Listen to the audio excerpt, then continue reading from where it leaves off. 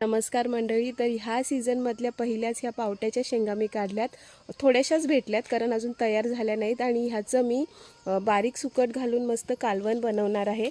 तर चला तुम्हाला पण दाखवते. काय करतेस? सुट्टीचं कालवण.